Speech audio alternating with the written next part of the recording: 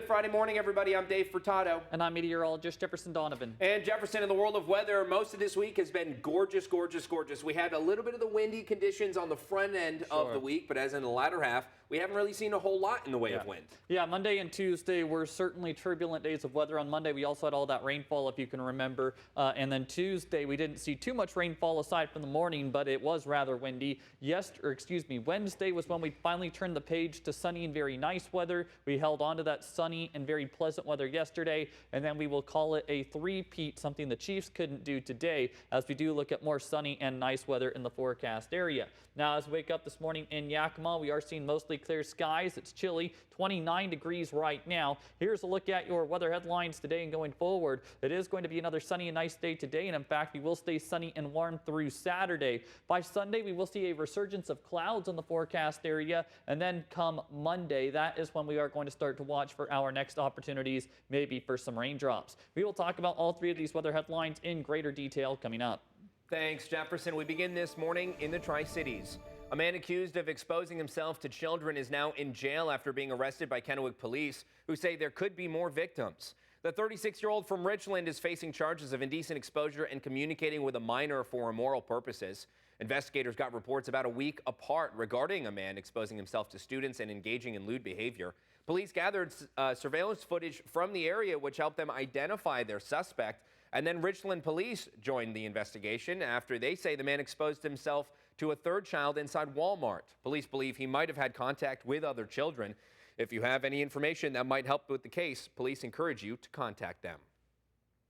And a woman is now in jail, facing a number of charges related to the shooting death of David Hernandez on February 9th, when a one-year-old boy was also shot multiple times but survived. Now, a 27-year-old woman was arrested Wednesday. The shooting happened on the 1400 block of Folsom Avenue. She faces charges of first-degree manslaughter, third-degree assault, reckless endangerment, and unlawful possession of a firearm. The infant who was shot is in stable condition and is expected to recover. So far, investigators haven't said what the relationship was between David Hernandez, the child, and the woman who's being held in the Yakima County Jail. And an Ellensburg woman was arrested for allegedly selling meth to an undercover police informant during 3 controlled buys last year. Authorities allege the woman sold meth during 3 different transactions, one in September and twice in October of last year.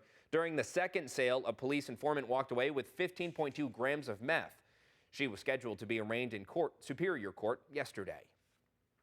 And Legends Casino Hotel is ringing in their 8-year anniversary with the grand opening of their new luxury spa. KIMA's Anissa Williams was there and tells us more. The spa offers a variety of services, including hair care, nails, massages, saunas, and wellness pods.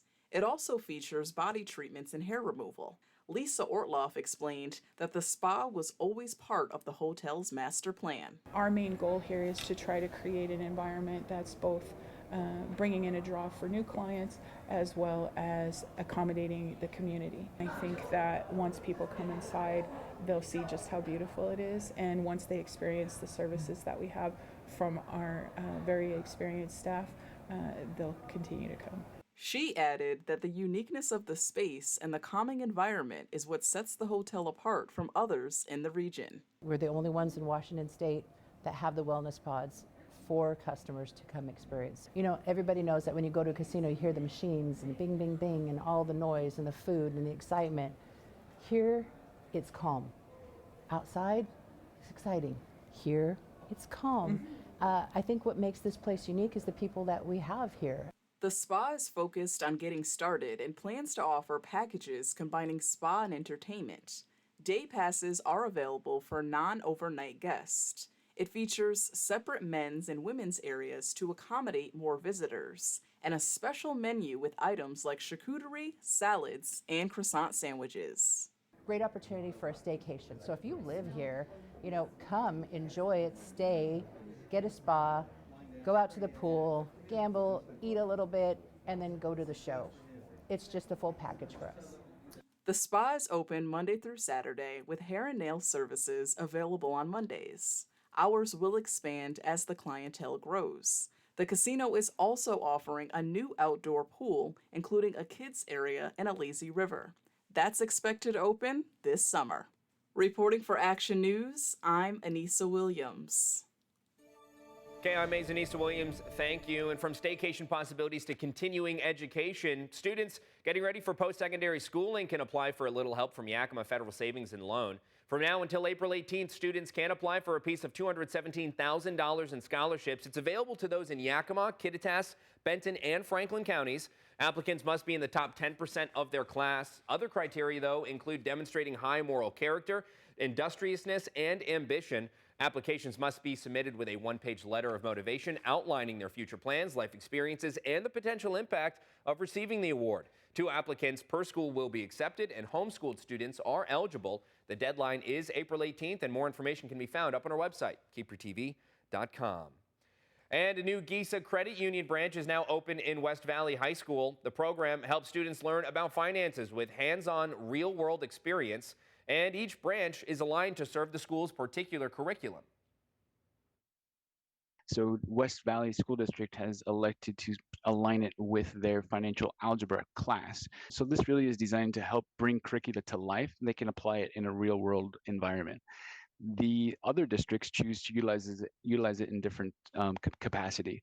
They really have adopted this to the point where they developed a curricula that is set for banking and financial services.